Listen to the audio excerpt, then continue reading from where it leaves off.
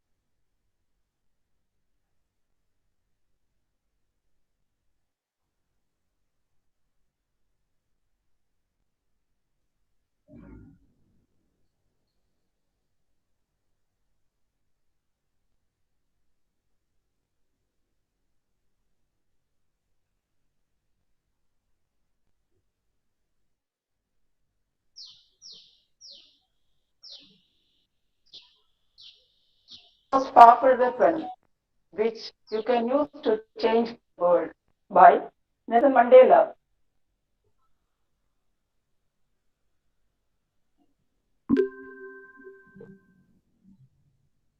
College of Engineering. Welcome you all to the 8th session on day 3 of 3-day national level online workshop on course and instruction design for effective outcome-based education. The speaker of this session is Dr. R. Edwin Raj, Professor from Department of Mechanical Engineering, XSCCE. Dr. Edwin Raj had finished his BE degree in mechanical engineering and ME degree in thermal engineering. He was awarded his PhD degree from one of the prestigious Institute of India, IIT Roorkee, in 2008. His passion for teaching is to inculcate basics keeps him in this profession for more than 2 decades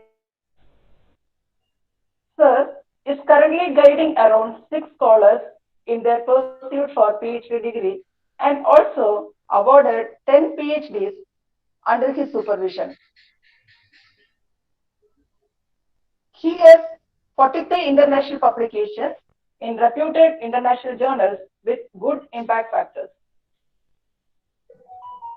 Some of his key research areas include energy studies, green building, and material sciences.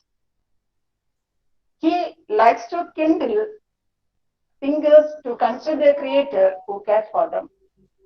His motto is life is precious, don't spoil it. Live life to its fullest within the framework of our maker.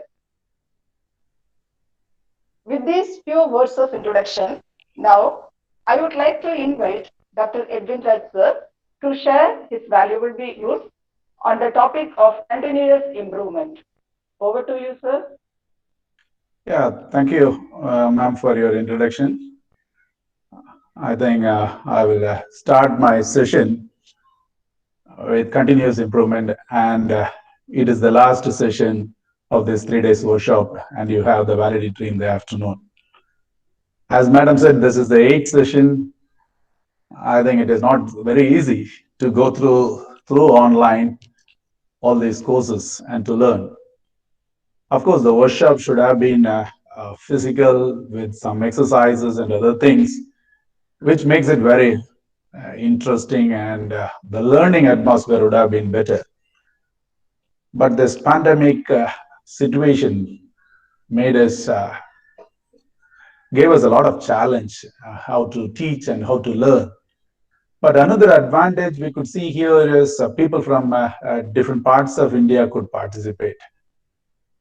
Those from North India, without traveling to the southern tip of India, they were able to attend it. That is one advantage we can say of this online classes. Coming to the topic, it is continuous improvement.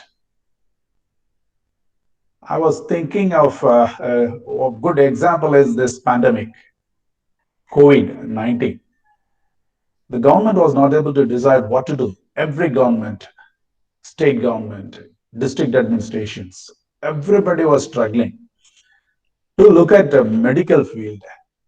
Throughout the doctors, the world wide, they were thinking how to treat, what medicine will work. And they are reviewing it every week. Of course, every day they will be doing it. And if you look at standard operating procedures and medication things, that is always updated every week, sometimes in a fortnight. Why I say is they feel that this medicinal management, this medical management will work, these drugs will work, but they are continuously monitoring it, evaluating, assessing the death, development, health, and they come up with new ideas. They share among themselves, then somebody consolidate, and they change it quite often, isn't that? We have seen it. We all thought by touching things, we will get infected with COVID. But I think last 2 3 months they say it is airborne. So better you mask yourself. Don't allow things to get into your nose or mouth. So things are changing. So this is one good example. I think we have never come across such a continuous improvement in our life, especially this COVID management. Take that concept. That is what we need to do it in education. So continuous improvement is assess it, how it functions, then keep changing for the betterment of the system which we were trying to improve it. So it is a practice of re-examining and improving. That's what I think. The graph, you can say, first plan. There is a problem. We need to plan how to improve it. Once it is decided, execute the changes which we have proposed, which we have analyzed and we have found out.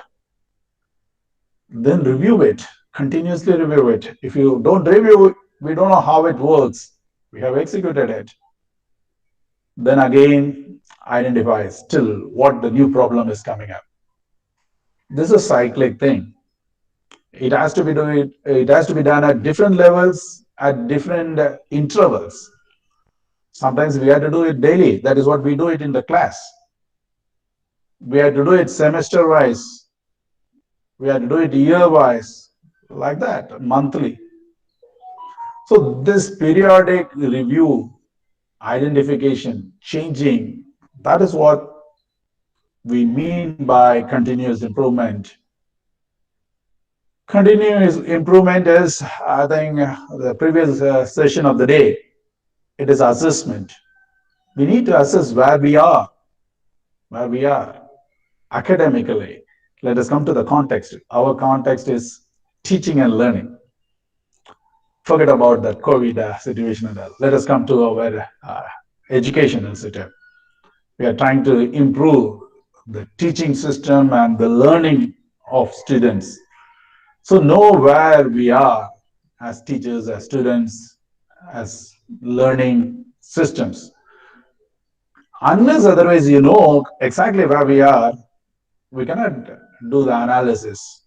When we do the analysis, then we will identify what the problem is. When you identify the problems, then plan what to do. Sometimes we know what to do, but the thing is, how to do is very difficult. We know there is a problem. We understand that has to be changed, but the very difficult part is how to do it.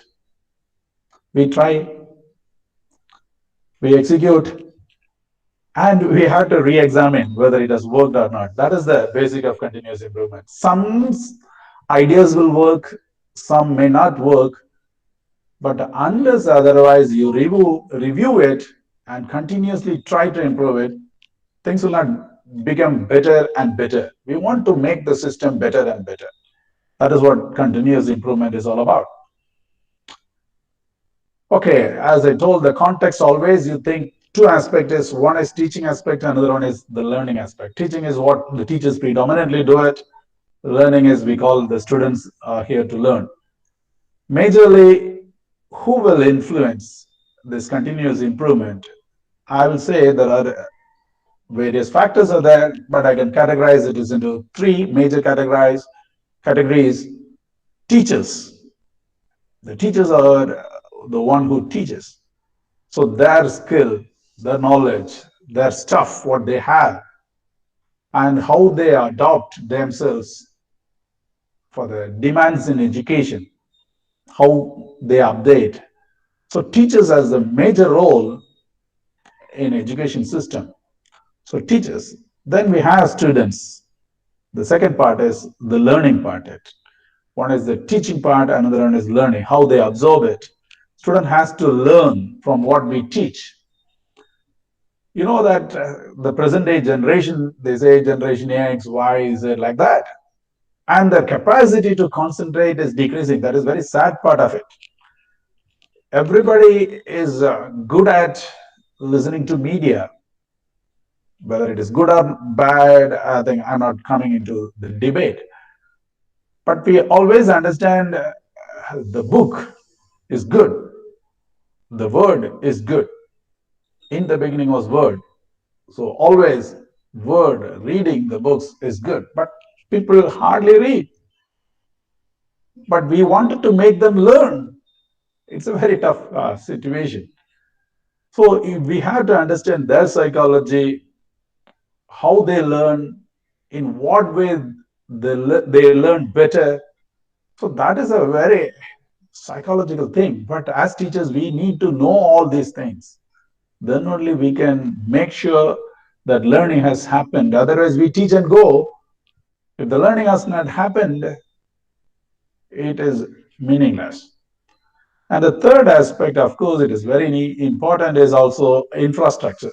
That is what the management and the education system will provide, the research ambience. So that is important. The study ambience in the campus is very important. The facilities, like multimedia facilities, the lab facilities, prototype facilities to demonstrate. So these three things are very crucial. We cannot neglect any one of it for the continuous improvement in education system. Okay, we know outcome-based education. I'm not going to touch on it. We have heard enough, isn't it? How it came, everything you know it. But my point is why it came, why they started this is there was a huge problem of unemployment. Why the unemployment comes? Unemployment comes because they don't have knowledge and the skill and the attitude. Three major things. What the employer look for, they look for these three aspects: knowledge, skill, attitude. Now they say they give more importance to attitude. That is very important. Some companies they see because they think that they can train if they have basic knowledge, the skill they can train it. Okay, but the problem is why it came is the prime reason is unemployment, and we need to address it. There's a gap. There's a gap. What the industrial requirement and what the curriculum is providing, what the system of education is providing to the student is not sufficient, and the expectation of industry is quite different. There is a gap. So the focus of OB is making students demonstrate. Demonstrate means they are having it. They know. Not only they know it, they can do it. That is why it is important. Knowledge and skill with attitude. That's what I will put it that way. So the focus of outcome-based education is to make them know and make them able to do it. So for that purpose only this outcome-based education came. And continuous improvement and feedback is to check whether they know it, whether they can do it, whether they have the right attitude. So that is the purpose of continuous improvement. Assess it, these three aspects, modify it, and try to improve the system. Okay. We know that NBA is one of the accreditation body, National Board of Accreditation. I'm not going deep into it, but they are checking it in the same line. I just wanted to show you these three are on the planning part of it. What is the vision, mission, and program objectives? Objective of an educational program. And once the objective is decided, then the curriculum design. We have seen ADDIE model, isn't it? ADDIE model. You have learned ADDIE model. And we will design the curriculum and teaching learning, Merrill's principle, how the instruction procedures. Because objective we have made it clear, then we have come to the program curriculum, then we will decide about a course outcome and a program outcome. So these three put together is the planning part. This is what we wanted to provide to the students. This is a planning part of it. Then the three things they evaluate. I'm talking about the NBA, how they evaluate. They evaluate the students' performance, whether they have learned, and they evaluate the stuff of the teaching faculty, whether they were well informed, whether they are still in the research, whether they are continuously learning, whether they are updating their knowledge, because education is continuous. You cannot stop. If you stop learning, that's all gone. We learn new things. We learn, update our knowledge. So that is also evaluated as the fifth criteria. Then the facilities and the technical support, academic support. Facilities what we have to demonstrate, to give multimedia, and for the teaching purpose, what we have. So these three is the other side of it. First is that we planned and we analyze these three aspects. Why? So you can see how the NBA assessment goes. First, we do all the planning of the program. Then we evaluate the student, teacher, and the infrastructure facilities. Then the seventh part is what my topic is, continuous improvement. That is the seventh criteria. What is how we close the loop? There is a planning part, there is an assessment part. If there is a gap, how you are closing the loop. So that is a continuous improvement part of it. If you listen to this NBA as a story, then you can understand how to develop the story, how we close the loop, plan, assess, then try to find out what is a gap, try to fill it. So this is the topic today, now which we are listening. Continuous improvement is for that. And in the MBA, just I wanted to finish, they see the academic performance of the first year. Then they look at the support system. Support system is in the sense what we can say canteen, hostel, sports, banking, and the feedback mechanisms and other things. And of course, the last is the governance, the management, how sound they are, how the financial resources are there, how what is the type of people there in the governing council and other things. So this is how the NBA goes. Okay, so keep in mind the continuous improvement is a major aspect. If you don't do that, the very purpose of OBE or the very purpose of NBA goes off. Otherwise, it becomes a one-day affair, get the accreditation, and the purpose of getting accreditation is lost in the institution. Okay, we can put it, okay, this institution, this program got NBA accredited, but the purpose will be fulfilled only if you do continuous improvement. If you don't do that, it's just a paperwork and the purpose is not served. Okay. So, you know, this I don't want to touch upon it. So once you evaluate, once you do the continuous improvement, always think about these three areas. You cannot neglect any area for continuous improvement. Analytical skill, thinking, evaluating, applying. Analytical skill, also we have to look for it and try to do steps for continuous improvement. Not only that, the second part is your skills, experimental skills, empirical skills, psychomotor. So that area also has to be evaluated and continuous improvement has to be done. And of course, the last part is attitude, as I told, attitude part, affective domain. So that area, value systems, whether they have value systems, whether they have discipline. So these aspects also has to be assessed how it is. Don't think that once done, done. No, we have to see whether it is implemented or not. It's a tough task.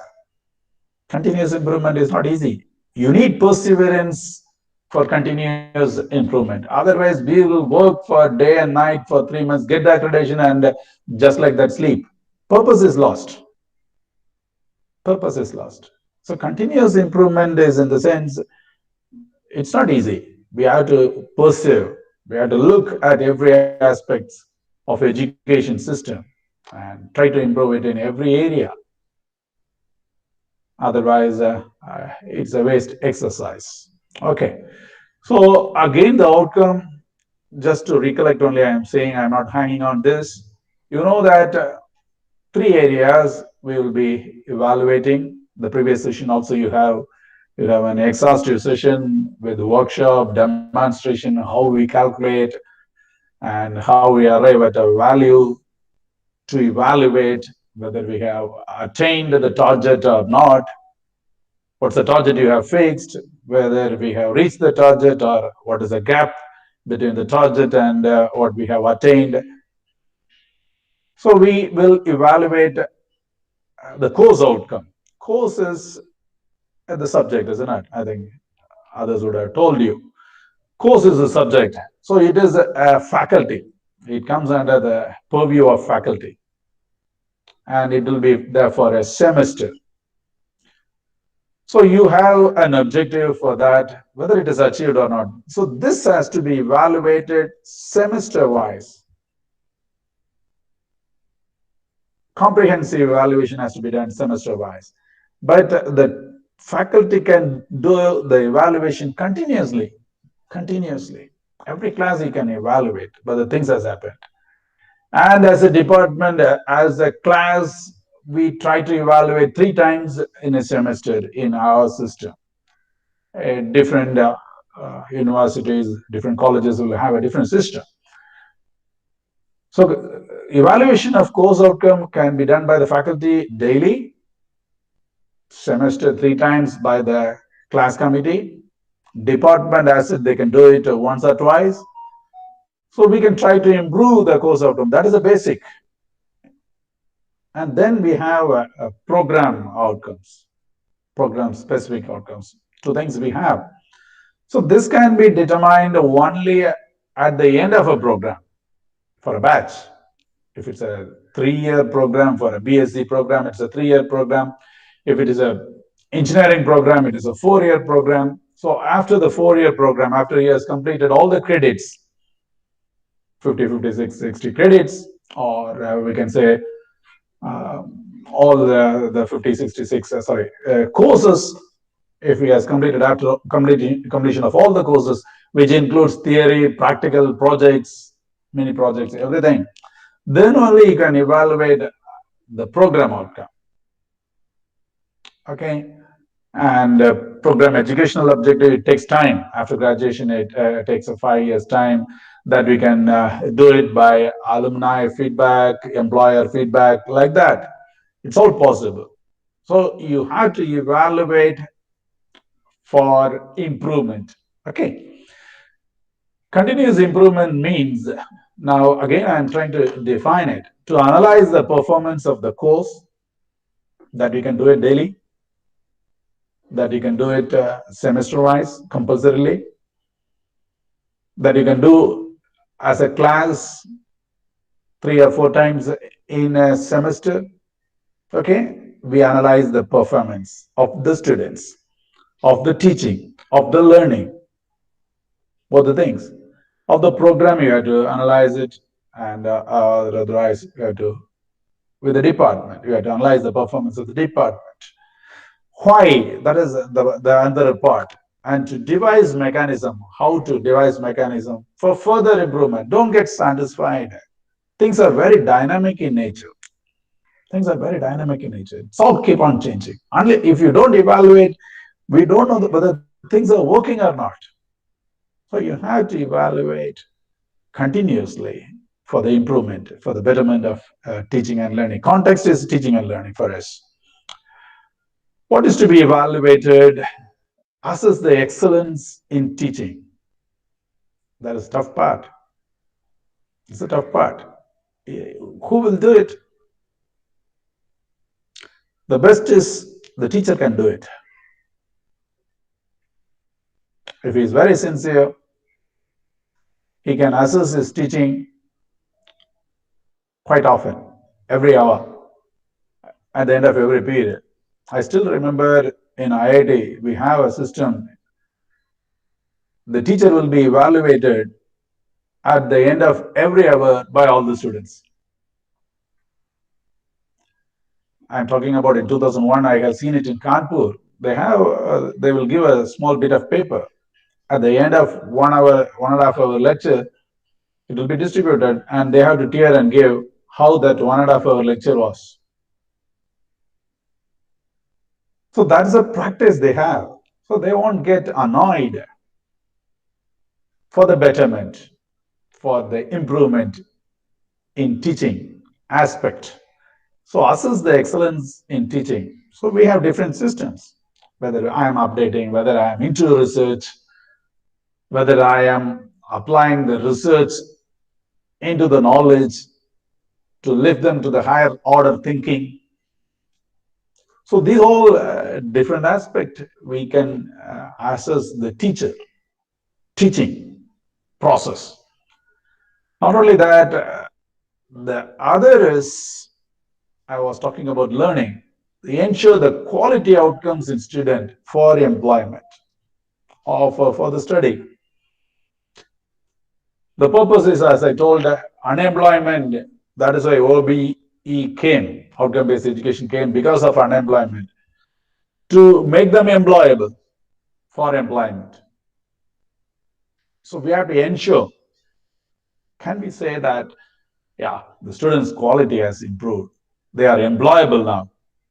So that is the purpose of OBE. So assess whether they are employable or not, whether they can cope up with the higher level of stuff in higher studies, PG. If you are evaluating a UG program, undergraduate program, whether they have gained enough knowledge base to cope up with the PG program for the studies, or if they go for research, do they have the stuff for research? So this all has to be ensured. So what is to be evaluated for continuous improvement is excellence in teaching, whether it has come to the level of excellence. Don't get satisfied. I'm into 25 years in teaching, almost a quarter decade. But I still see different challenges every semester, every batch of student. The old way of method of teaching which I have employed previous years will not work for the present generation students. I have to change my style, my delivery, methodology, everything has to be changed. Otherwise, I can teach and go, things will not work. I have to ensure the quality outcomes in students for employability. So that is should be in my mind. I have to be, I have to remind myself again and again. I always say to myself is, I'm teaching thermodynamics for quite often. It's one of the tough subjects for mechanical engineering. I understand.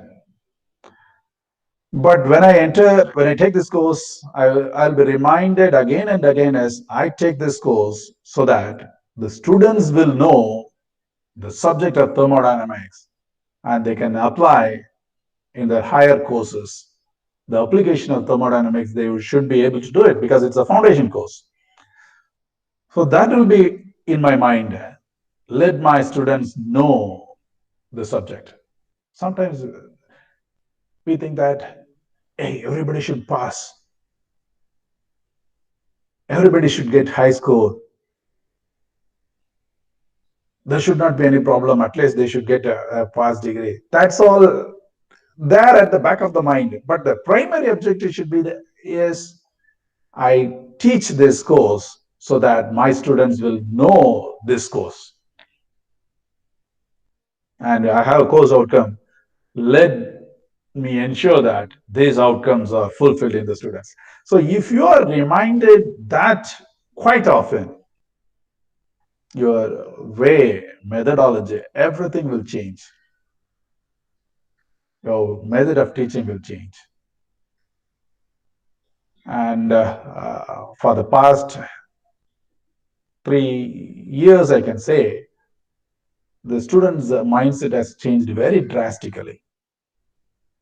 If I'm not updating myself, if I'm not changing, if I'm not adapting, I'll become obsolete. I'll become obsolete.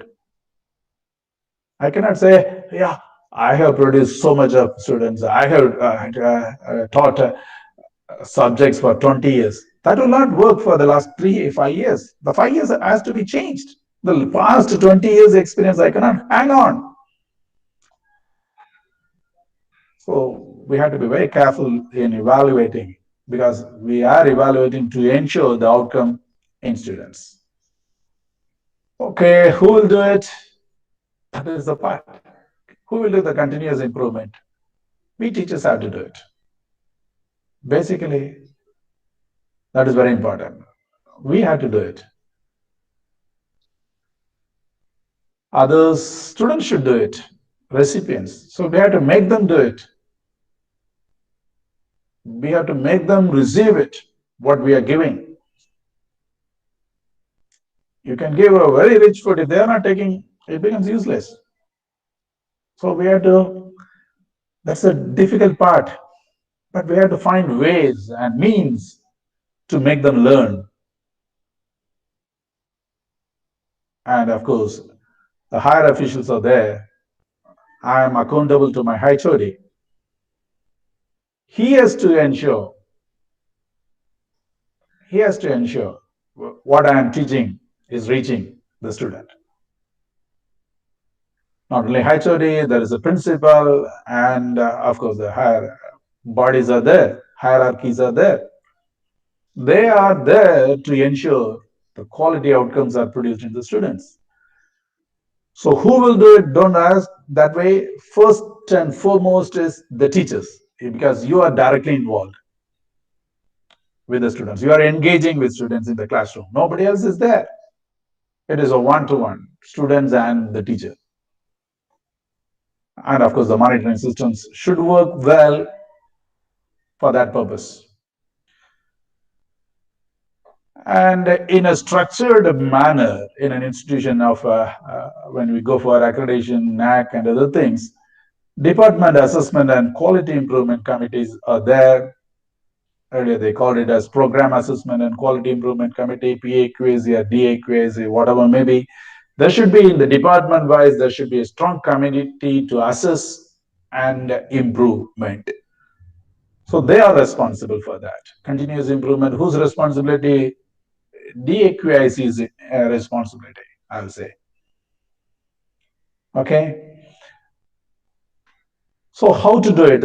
As I told, a very difficult part is continuous improvement is how to do it, how to assess it, where we are, what is the gap, how to fill the gap, which area I can improve so that they learn better. One good way it is accepted universally is feedback. While teaching itself, we will get a lot of feedbacks from their body language, their eye contact, the way they sit. Isn't it? That is, as a teacher, we know the psychology, whether it is going into their head or it's the overhead transmission. That we observe. And if you get good feedbacks, that will give you your confidence, isn't it? It will boost your ability. Do you fear this feedback is a waste ritual? I think we have to change the mindset. Don't fear the feedbacks. Feedbacks is done at different levels, but don't get annoyed with feedbacks. Feedbacks are for your improvement. The point is that feedback is for the improvement. It is not to corner somebody, it is not to punish somebody. I think they use it in a wrong sense. But the word feedback is for the improvement. Another area I could see is we have institutionalized the giving and receiving of feedbacks. That is in the sense we have made it as very standard. I sometimes feel very funny. That is, at the end of the program, we train 2 or 3 students to give feedback. What an ugly thing it is. It is all predetermined.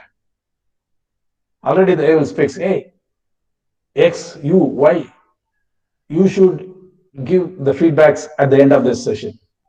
What a meaningless thing it is. It has to come spontaneously. It has to come spontaneously. Sometimes they will write and give. That is the saddest part of it. We have institutionalized it, made it so formal, and we have lost the purpose of feedback. Sometimes, is it unnerving to discuss performance? honest discussion on performance. Sometimes it is very painful when somebody says, "Sir, what you are teaching, I cannot understand anything." If somebody says like that, yeah, you feel very bad. But if that is a reality, if he has told like that, then we have to think why. In a discussion like that for continuous improvement, are you open to say some suggestions for improvement or some goals for the future? I have sat for so many committees. I hardly see people boldly say some suggestions for improvement. They just keep mum. Silent is, I'll say, siding with injustice. Don't be silent. What you feel, give suggestions for improvement. That is giving feedback, receiving feedback. Two aspect is there in feedback. One is giving, receiving. While receiving, we should know what we are doing well, what we are not doing well. Also, we should know. That is the purpose of feedback. If you have made a new system, new changes in your teaching, you have to ensure that is it working well or is it producing the negative thing. It has to be done by the teacher, management, management in the sense HOD level, principal level, PAQAC, DAQAC, whatever may be. They have to ensure that we have made some changes in the system. Is it producing result or is it doing the opposite? Sometimes we don't evaluate and we are not bold enough to reverse our decision. We need to be bold enough to reverse the wrong decision. We should be able to say that, yeah, we implemented this, it has not worked, we are reverting back to the initial system. So that boldness is needed. Then only the purpose of feedback will work. And feedback is not simple. It needs skills like training. We need to practice it. We need training to get the feedback right. That's why I put it as a training. But I think there is no workshop on how to give feedback and how to receive feedback. I think we need to think of it. Think about a topic in your institutions, how to give and receive feedbacks. In feedbacks, already I told, check your motives. Very, very important. The management sometimes they use the feedbacks for wrong purpose. That's wrong. Absolutely, it's wrong. You check your motives. If your motives are not good, the purpose is lost. Why you are doing it? You are doing it for the improvement, for the continuous improvement, for the betterment. That's a higher objective. That's a purpose of feedback. Check your motives. If your motives are wrong, please don't do it. Please don't do it. To corner somebody, don't take feedbacks. Feedbacks is for improvement. And feedback should be fair and balanced. This is a very tricky word. You should take a fair feedback. The other feedbacks, I think we have all come across, isn't it? We buy car, we buy bike, we give our vehicle for service and other things. They will give a feedback form. They will not ask you to even fill it, and we don't have the patience to fill it. Also, they will ask for the signature at the bottom, and they will fill it. That's what is happening everywhere. Our feedback system is so huge, and sometimes the students cannot do it, and they will just put the signature. What is default? They will take it as such. It will not serve the purpose. It should be fair. It should be done fair. No partiality, no ambiguities. It should be balanced. Sometimes some students, say for example in the teachers, I think you know it, somebody will be quite strict and your feedbacks will go down. But you will teach well in the class. Some other teachers, they won't teach. They will be so friendly with students. I think the word friendly is, of course, it is a very misused word, I will say. The people will say we need to be friendly. Yeah, we need to be friendly. Friendly in what sense? Student friendly in what sense? We need to be friendly in the sense when students come and ask doubts, are we available? When students come and ask, Madam, after the college hour, I wanted to work in the lab, are we supporting him? Are we helping him out of our way so that he learns better? So that is student friendly. When he says something, we don't keep vengeance, we try to help them to learn better. I think that is called as friendly. People think friendly is putting the hands over the shoulders and talking about movie and other things, unwanted personal things and other things. That is not friendly. When they have issues, if they are willing to share with us, that is fine. Are we friendly? Are we fair in our feedbacks? And it has to be very balanced. So if a strict teacher gets a very wrong feedback, the students have done it purposely, then the higher officials should be mindful to consider that. It does not happen to that faculty quite often. Why they are putting it in that particular class like that? So that is a different issue was there. So like that, we should be able to balance it. And the feedback should be done timely. Timely is closer to the event, you can do it better. Sometimes, I think in this workshop, I think you are doing it at the end of every talk. That is good. If you do it at the end of 8 talks, you will forget what was the first talk, what was the second talk, who was the teacher. Everything will go off, and the feedbacks will become a formality. So always try to do it closer to that event. That will make it better, and make it as a regular habit, so that you will not get annoyed and you will try to do it, evaluate it in a better way. When something need to be said, say it immediately. Because if the feedbacks you do it at the end of a course, what is the use of it? That students will not get benefited. If you do it quite early, the changes you can adopt in your teaching methodology, the same students will get benefited. The purpose, continuous improvement in teaching and learning will happen.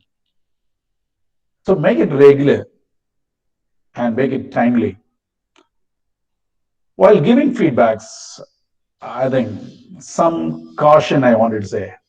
Receiving feedback is there, giving. We give feedbacks to somebody, to our colleagues, to students, to the managements, to the principal, to the high authorities. We give feedbacks, isn't it?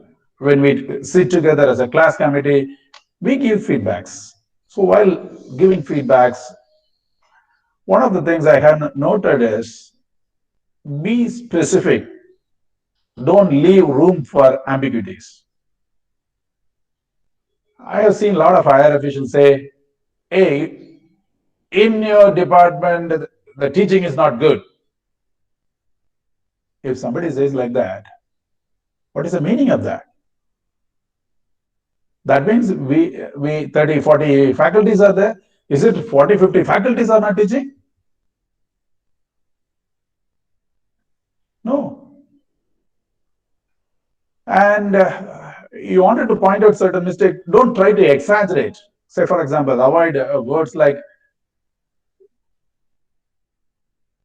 never, always you are bad. Don't say that way.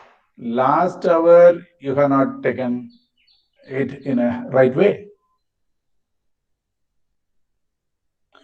You have never done it correctly. Don't say like that. Last, that work which I gave, that you have not done correctly. When you put this word never, always, that is dangerous. That is, you are assassinating a particular person. Stick to the specific area and don't get personal and don't try to blame it. Point it out, that's all. Do it politely. Tell the truth in love. That's the principle. That's the principle God has given. Tell the truth in love. Truth should be there. You cannot make false, but undergirded with love. Tell the truth undergirded with love. That will serve the purpose. Criticize in private. That is, we know, recognize the people in public, but do the scrutiny in private. That is also not happening in many places. If a particular faculty is there is a problem, for students there is a problem, don't scold him in the class. Call him to your cabin. Tell him this is all your problem. He will understand and he will listen to you next time. If you scold him in the class in front of all, I think that will not work, at least for adult students. Establish a safe place to talk. If you wanted to do something, don't try to scold him when somebody is with you. Ask them to leave. Let them feel a safe place so that you can talk to them. And again, you say, when you give feedbacks, you put it this way: it is my perspective.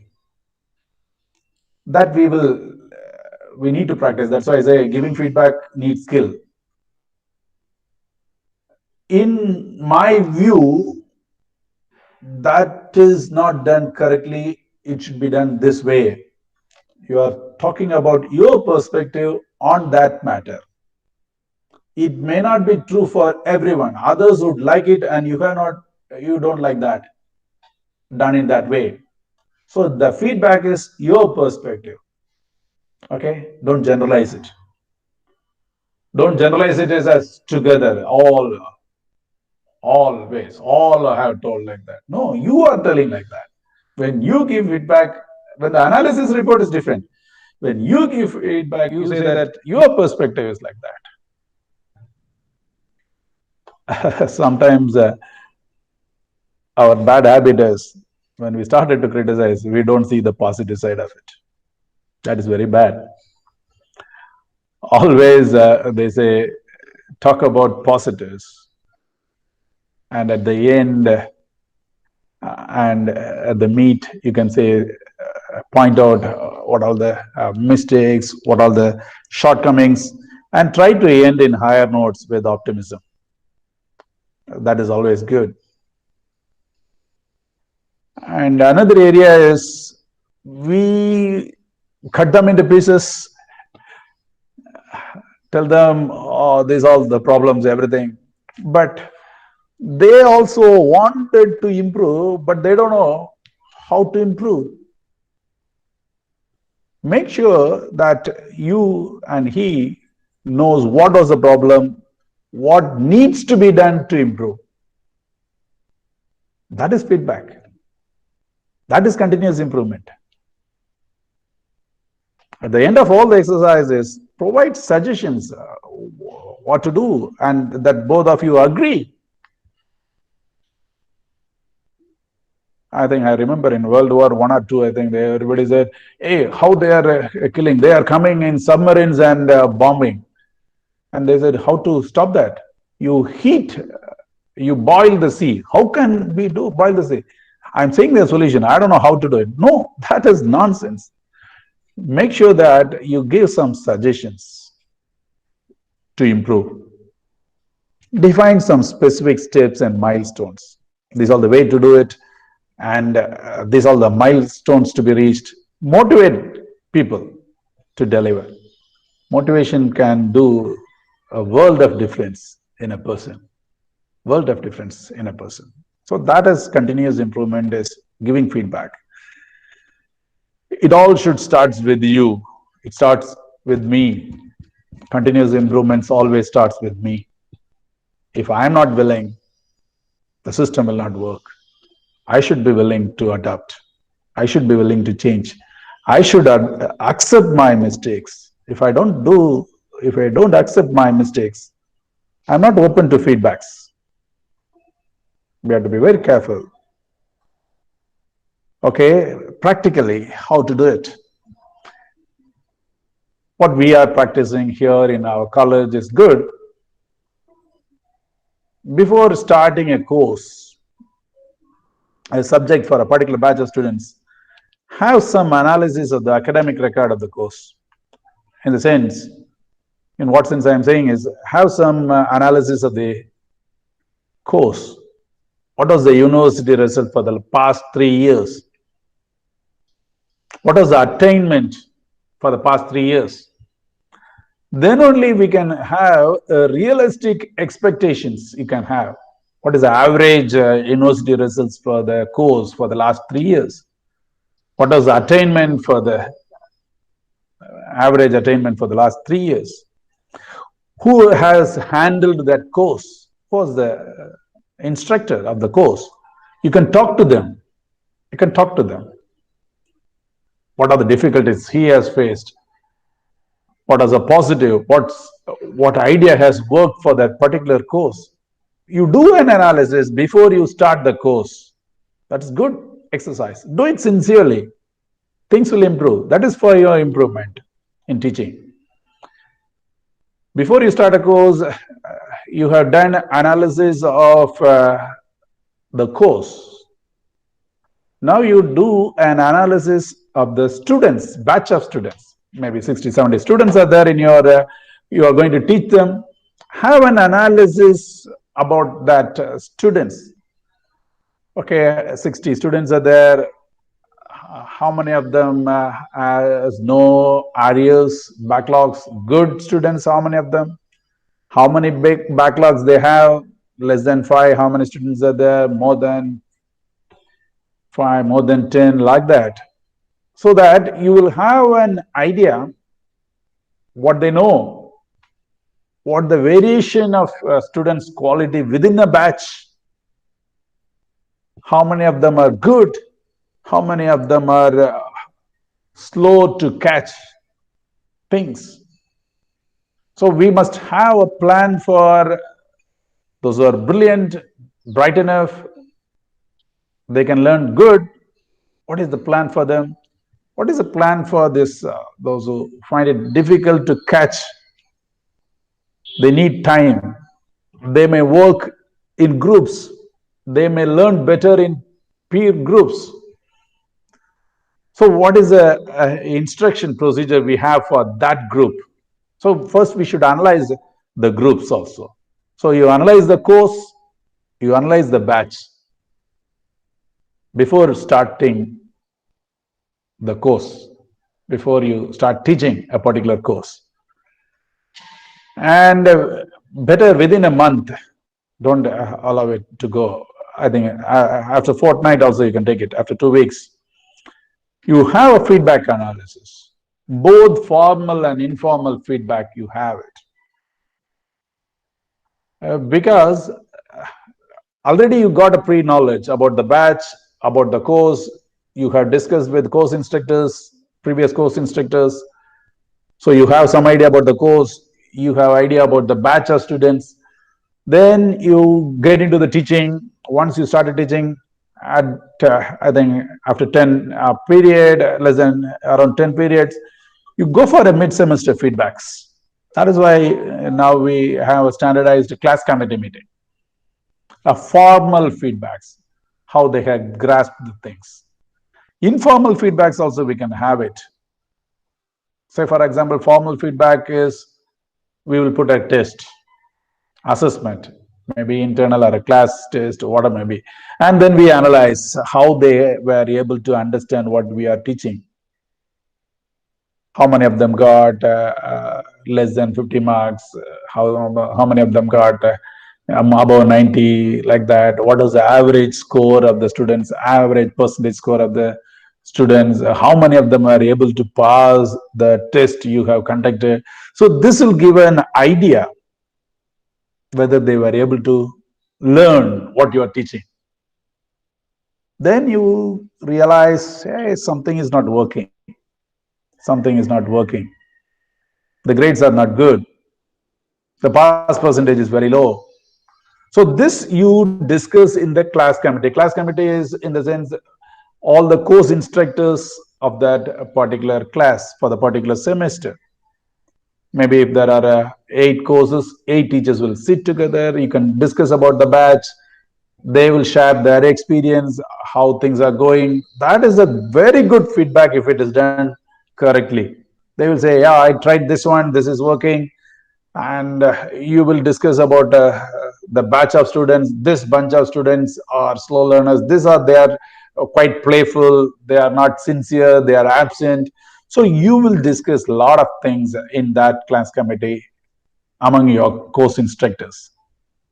Then you will have form another strategy. Your observations within a month, how things are going in the class.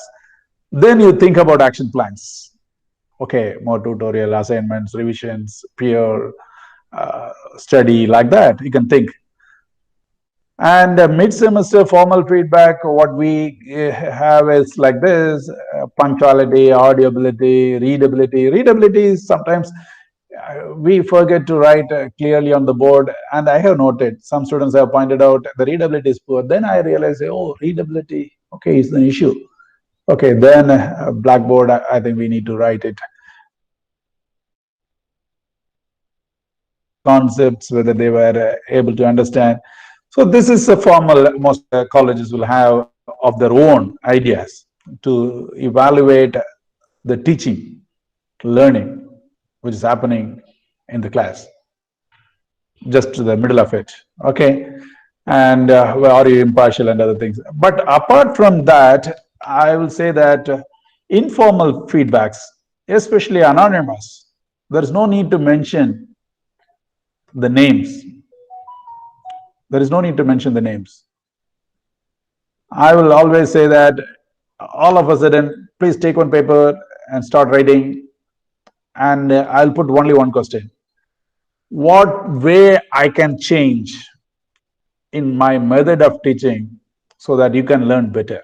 That's a simple question, I'll say. You write it of your own, descriptive, not a selection, not a multi-choice question, multi-choice feedback. It is, I'll put it that way. What change you expect from my method of teaching so far so that you can learn better? I'll say the objective is very clear. You can learn better if I teach this way.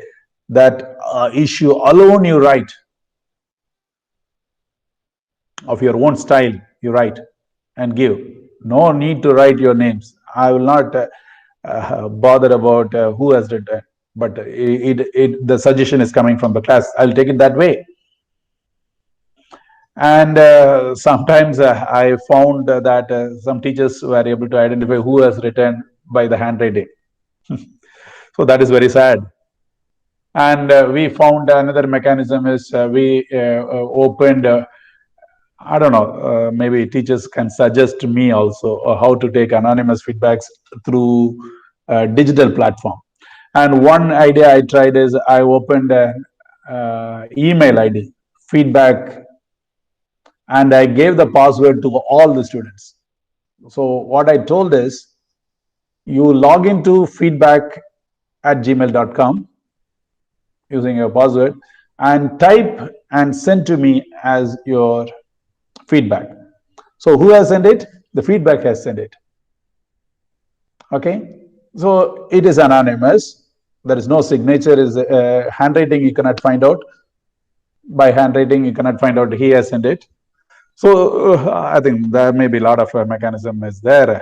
I'm not very familiar about it. I think you people may be good at certain things. So try to get anonymous feedbacks which can think. And I always insist my students, I want the true answer, not the correct answer. What's the difference? As I told, we are already trained to give feedbacks.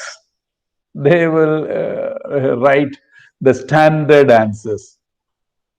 Like university questions, if they are asking an university question, they have to give the right answer, correct answer. But feedback is not the correct answer. They think that is correct, but the true, what is the fact? What is the fact? Fact to them, feedback for them. how they have learned. So that's why I say it needs a skill to get feedback, right feedback. Getting the right feedback itself is a great skill. So I always insist, hey, please give the true answer, true feedback. Don't copy it from others. That also happens in feedbacks. So that should not be done. So try to get informal, correct feedback. So after the second assessment, and you have made some modifications after this assessment, then again you do the second test, then see how it is. Then you start to compare it with the previous one, and if it has improved, I think you can continue with that strategy. Otherwise, you have to change the strategy. You see, we are changing it every fortnight, every week, like that. Every test, outcome analysis, the student's performance, test, assignment, other learning activities. So those things you try to analyze, continue to make changes for the improvement of teaching learning process.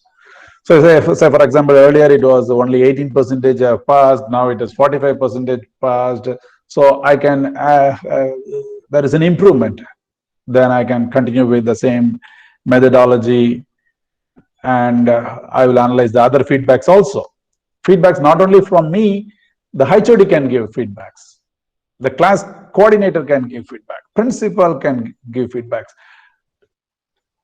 Timely, again, it should be given immediately, not after 1 year like that. Then the benefit of feedback doesn't go to the students. The benefit doesn't go to the learners. So it has to be done systematically and timingly. Then you can analyze, okay, there's some slow learners are there, how to follow up them. Some bright students are there, and we have to give heavy stuff to them to go in a higher level. So these things can be done based on our analysis continuously. We are doing it. If there is a vast difference among the students, then let us sit together in the class committee and then try to group them together for peer learning. Sometimes the bright students can teach the slow learners better way. They can become a good teachers. Their language, their chemistry will be good. Purpose is good learning. Outcome is good. Okay. That is, we can do it.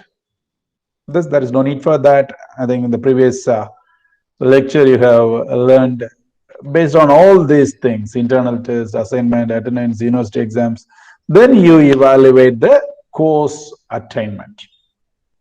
Thus you evaluate a course attainment. This is up to this part is the teacher, faculty for the particular course, or course instructor has to do it. Okay, for example, I have done thermodynamics, okay, and considering the last 3 years, I have kept a target of 1.8 out of 3, and I have calculated at the end of the semester it came around 1.552. Not able to get the target, so there was a gap in attainment. Class was over, course was over, and I have to give some my suggestions for the next instructor to make changes. So my observations. I understand that syllabus is vast and it is analytical in nature. Critical thinking is needed because it is all problematic course. Analytical skill is needed. So we need to give more tutorial, group assignments, participatory learning has to be improved. So who is going to implement these suggestions for future, for the next time? Who is going to handle this particular course? I am leaving that feedback to that course instructor. That is why I talked with the previous 3 years course instructor of that particular course to get their ideas and feedbacks. So this is what continuous improvement is all about. And you know that I'll just rush it through. You know, the previous class, I think, previous lecture, you would have studied about correlations between course outcomes, because course outcome contributes to the program outcome. We have different course outcomes, and that will contribute for the program outcome. program outcome consists of direct assessments and indirect assessment. Direct assessment is, again, we can have different, if it's an autonomous college, if it's an affiliated college, it will differ. Autonomous college, it will differ, and universities, it will differ. Universities will have more freedom. Autonomous college will have more freedom than the affiliated colleges. Affiliated colleges will have limited freedom because they have to depend upon the syllabus, the curriculum of university. And the external assessments are there, university exams, more weightages are there, and we have internal assessment also. Okay. And indirect assessment was there, program exit survey, employee survey, alumni survey. I think you had a quiz on this question. What are indirect assessments? Okay, now coming to this, madam would have taken this also. There are different courses, maybe 55, 56 for engineering.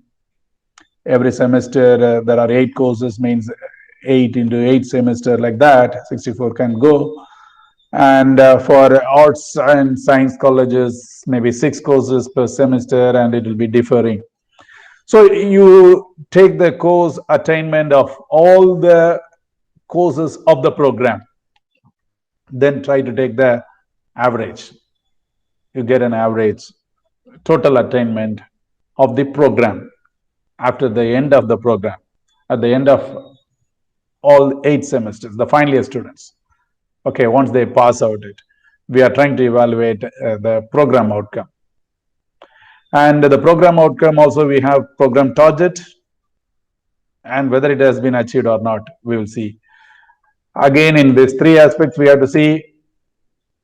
I'll just summarize, and I will show how to do the program, closing the loop with course outcome, program outcome.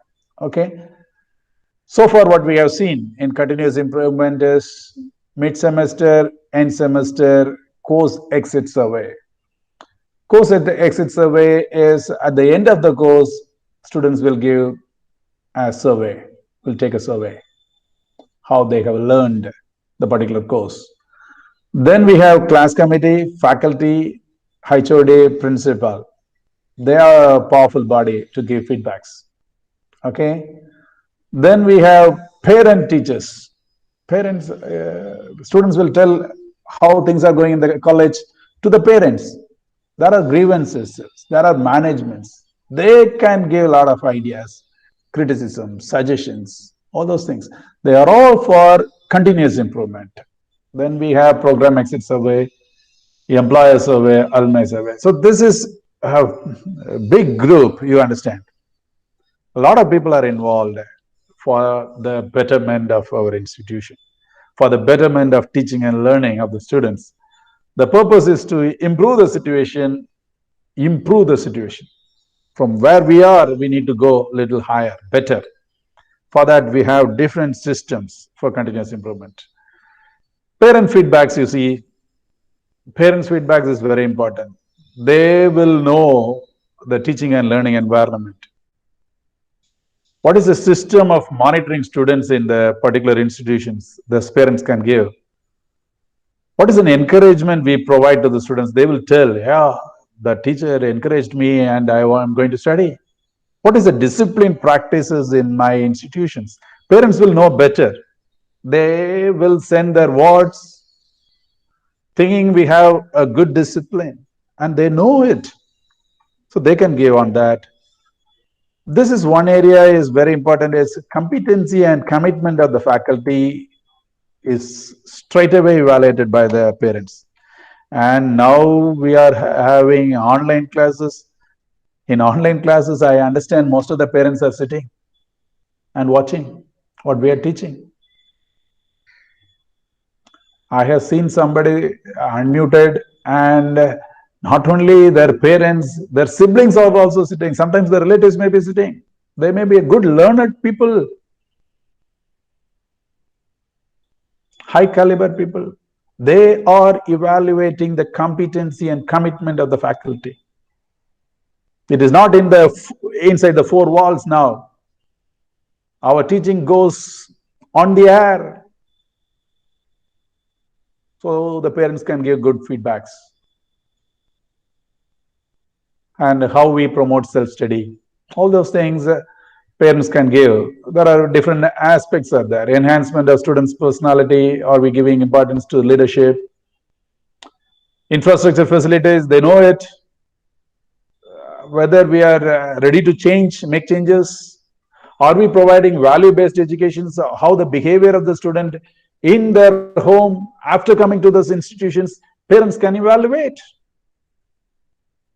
Are we making that student a better citizen of country or a better son or daughter to their parents?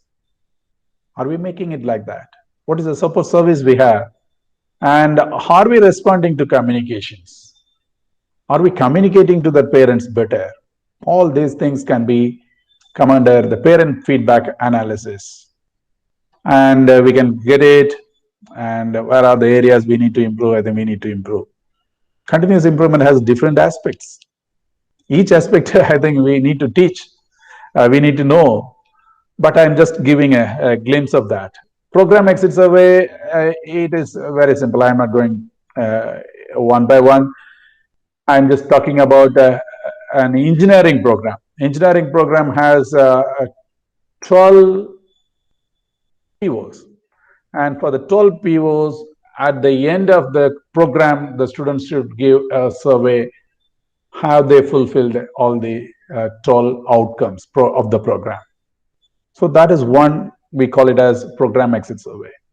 So that will give an idea whether we have done justice in our teaching of in the institution. Okay. Employer feedback analysis, generally that is good. Our students will get employed in different companies, and the company CEOs or the supervisors, we will try to get feedbacks from them how our college students is performing in your campus, like that.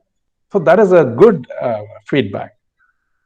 So what the company expect, have we produced a quality like that? That we have to think. Have we created a research culture? Whether the research culture is there in the student, the employer has to give the feedback. Because our student is employed in their company, whether that student has a research culture in them, whether his behavior is ethical or still lying, whether he always talk the truth, whether he is punctual, what is his attitude in work? That attitude we have molded for 3 years or 4 years in our campus. We are responsible for his attitude. So we are trying to get the feedback from the employer once he has graduated from our institution, from the program.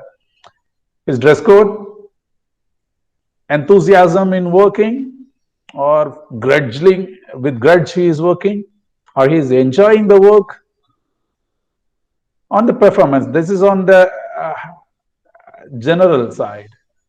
When we look at his feedbacks on the performance, are he taking initiative to do the job well in spite of a lot of problems and obstacles? Whether he has that perseverance, whether he meets the target on the allotted time or always he is late, not able to do it, shortfall, no. Whether he works on time, what about his knowledge base? What about his communication skill? Have he developed written communication skills? Or whether he was able to report it in writing? Technical skills. So these are all the things we will get a right feedback of our students from the employer. That is very important. And alumni. Alumni is our student, isn't it? So they may not give the true answers when they are inside the campus. But once they go out of the campus, and if you are rightly getting their feedbacks, they can tell truly how we have provided the education in our institution. So alumni feedbacks, if you analyze it correctly, that will give a clear picture, because they are not obliged. They are not. They don't have any commitment with our institutions. They are now free. They know what we have provided to them for the past 3 years or 4 years. So what about our teaching quality? What about the curriculum? How we evaluate whether it was fair? What about the infrastructure we have provided to that student?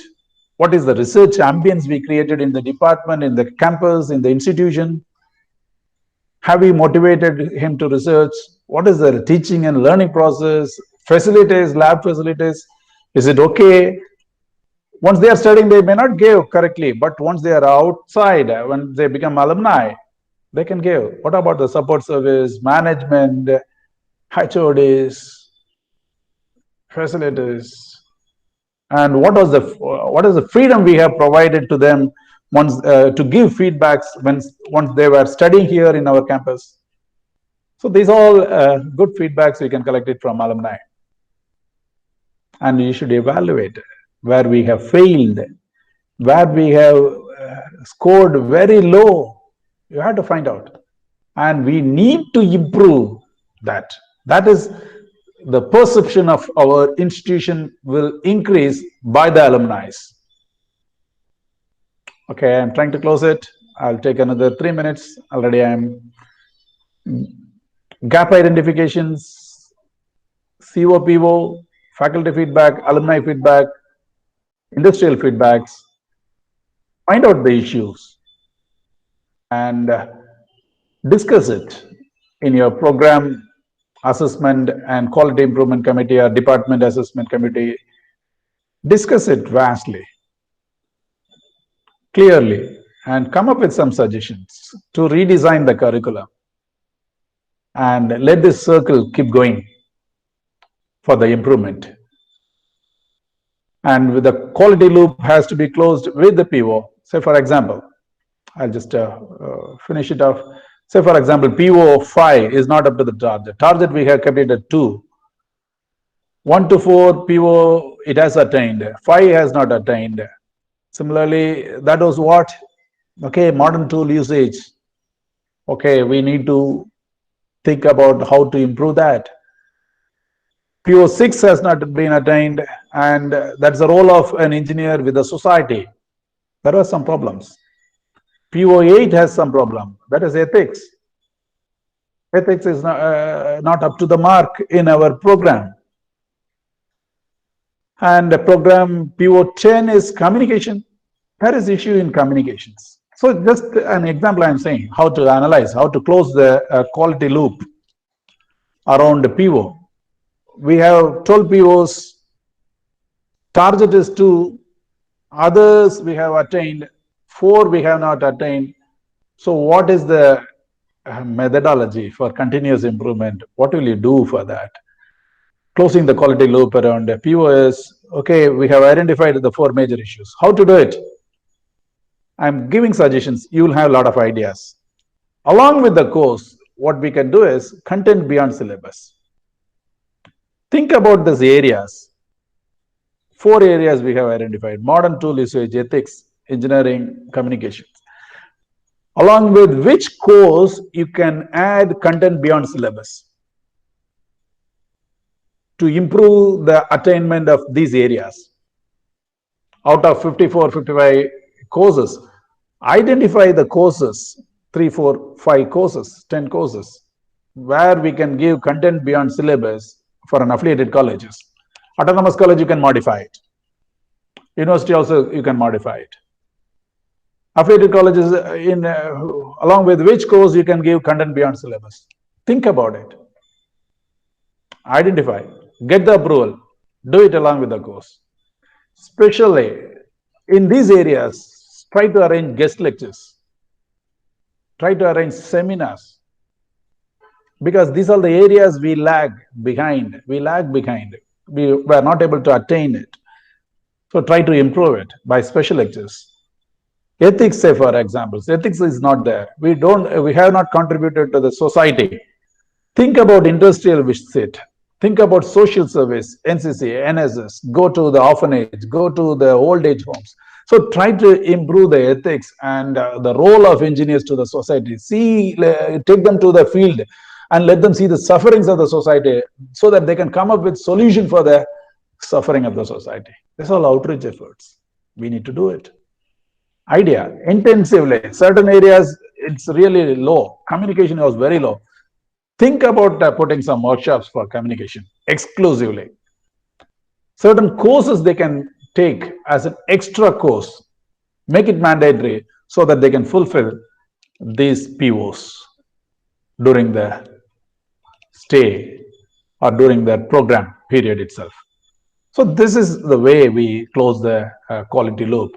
So continuous improvement in COs, POs, PSOs, and PUOs.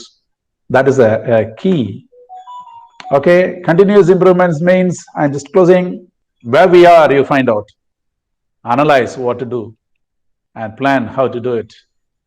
Okay. 3 key people: teacher, student, and infrastructure.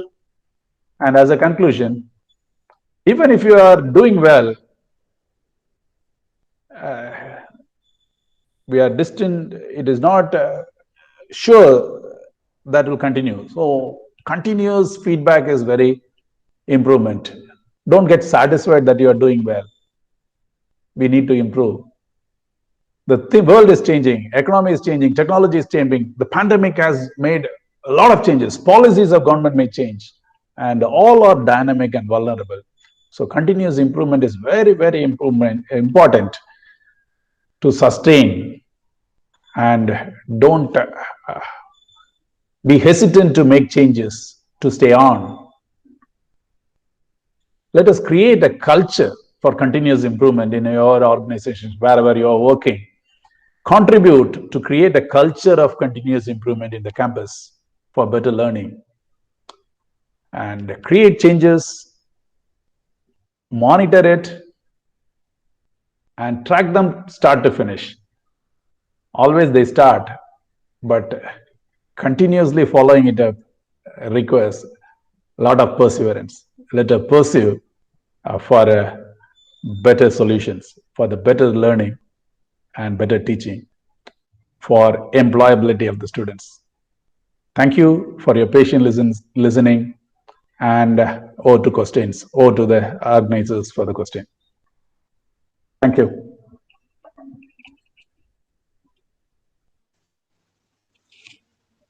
Thank you, sir. Very nice presentation. A lot of appreciation from the participant side. Sir, first I would like to take one opinion shared by one participant. The teachers are on the right track. Students are keeping their goal low. They have to change their attitude. Sir can share your opinion. Yeah, as I told, we need to, teachers' attitude is one, and this Generation X attitude is totally different. And I personally also, I told my example, the way I was taking the class for the past 20 years doesn't work for the present generations. We need to think innovative ways. I think Merrill's principle, everything they have told, media saturated students. They were born with media, they have learned through media, and they are not good at books. But when it comes to higher learning, books are important. So slowly insist them, inculcate that culture of reading books, which is slowly diminishing, fastly diminishing. So it is not easy, but we need to pursue and give motivational things for reading. Thank you. I think that's a vast question. I have answered it generally. Sir, another question from a participant. Sir, regarding alumni feedback, if we are calculating the attack. Sir, Milton, sir? Sir, regarding alumni feedback, yeah. If we are calculating the attainment for 20 passed out students, we have to collect feedback from which batch alumni or with any batch of students. Okay, you are asking alumni students is that we can take decisions. Suppose say for example now it is 2001 now. If you can put it, I will take past 5 years. I will say that now 21, isn't it? Okay, 2015. previous batch students before 2015. I will take that. So that is long back. I think immediate alumni you can include. Past is sometimes we would have made a lot of changes in our curriculum and other things. So immediate alumni also you can take it. There is nothing wrong in it. And getting feedback from alumni is not so easy. But you have to create a good system so that the right feedbacks you will get it from alumni. So there is no need. I think, Milton sir, is there any restrictions in NBA or NAC that we should collect this batch students only? I don't think so. Is it, sir? It is for the attainment calculation. So it is for a particular batch of students. If they take the feedback from the alumni should belong to that particular batch of students. Only one batch we have to take, you are saying? Then is with respect to PO, PSO attainment. If it is for the general continuous improvement, all alumni can be combined together. Yeah, that's right. That's right. What sir is telling, I hope you have understood. For a PO continuous improvement, you have to take a particular batch of students. Otherwise, you can take it any batch, because when it comes to general improvement, you can take from anybody. Yeah. Thank you, sir. That's all. Yeah. A very nice presentation. Over to the announcement board. Thank you, sir, for enriching the session with immense knowledge. Your remarkable depth of knowledge of the topic made the workshop an exceptionally stimulating and informative one. And I am sure that the talk have been a great benefit for all our participants. Thank you, sir. Thank you for the opportunity. Before we end this session, a note for the participants. Dear participants, attendance and feedback link has been shared in the YouTube live chat box. Please do remember to fill up the form. There will be a validatory function at 2:30 p.m. today. All are requested to participate in it without fail. A quiz and feedback link will also be shared at the end of the validatory function.